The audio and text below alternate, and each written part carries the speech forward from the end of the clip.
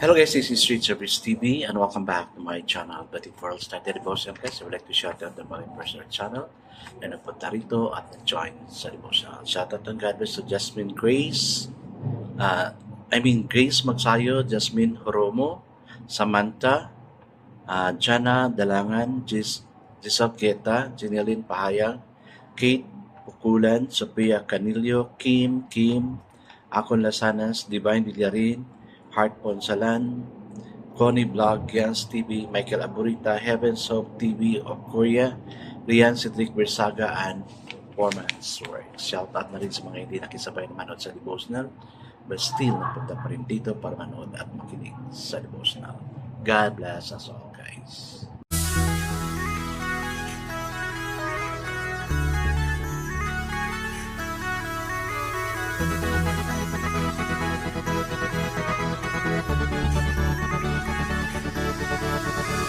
Rich TV, where you heard it, number one is on the top.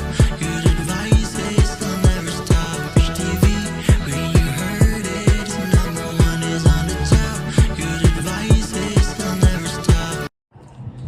So it's the last day of the month and tomorrow is another month again of August. No? So sana God or we will come let's welcome August as a blessing. No? Ako medyo masakit kasi this is the month na namatay yung sister ko. No? So sige lang, move on lang tayo. Okay guys, let's now proceed to our devotion. Let's open our Bible to Matthew 6. Still nasa Matthew 6 pa rin tayo. But this time at verse 18, iisang verse lang tayo. And still guys, I'm using the devotional study Bible because the word is used is so simplified na maintindihan talaga natin. Okay, the word of the Lord in Matthew 6, verse 18 says, so that it will not be obvious to men that you are fasting, but only to your Father who is unseen, and your Father who sees what is done in secret will reward you. Amen. So, balik na naman tayo sa fasting, no? Okay guys, let's now pray. Father God, what you really want us to do is to do things secretly, oh God. Lalong-lalo na yung mga good things na nagawa namin. You don't want it published, oh God. That's really, Lord, I pray for your leading.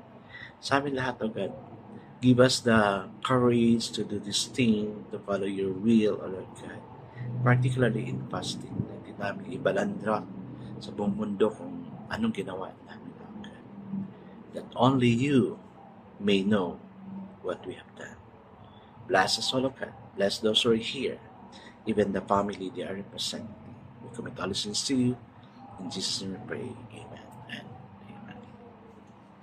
So, the focus version for this guys is iisa lang din, no? Matthew 6:18, and it says, your Father who sees in secret will reward you openly. Grabe, no?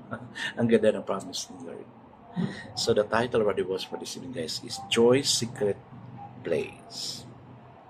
It was obligatory for all Jews to fast on Yom Kippur and Rosh Hashanah. The Pharisees exceeded that by fasting on Monday and Thursday, the days that believe Moses ascended and descended Mount Sinai. The original purpose of fasting was self-denial and deeper communion with God. Yes, because you're denying yourself from food. That's why i-bless ka talaga ni Lord. Okay. For many of the Pharisees, it became an outward display of piety and holiness. When the purpose of fasting was lost, the pretense of piousness began.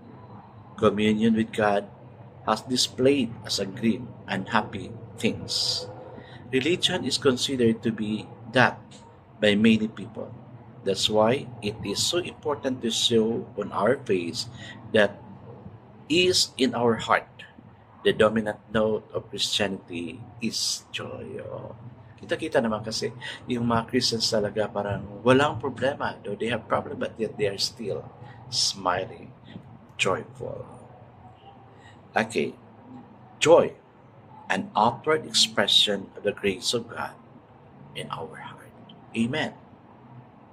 The truth is that joy is the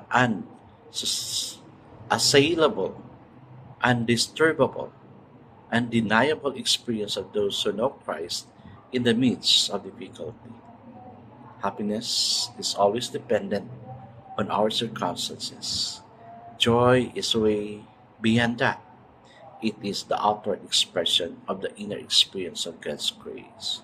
Joy cannot be dumped regardless of what has happened. Amen. Totoo naman. Maski malaki ang problema, wala. Sinasarili na lang natin yung problema. Because we know God is helping us. That's one thing good for us, Christian. Pero yung walang mga Panginoon, no? Ano na lang kayo yung buhay nila? No? Probably they will go wild, blame God of what happened.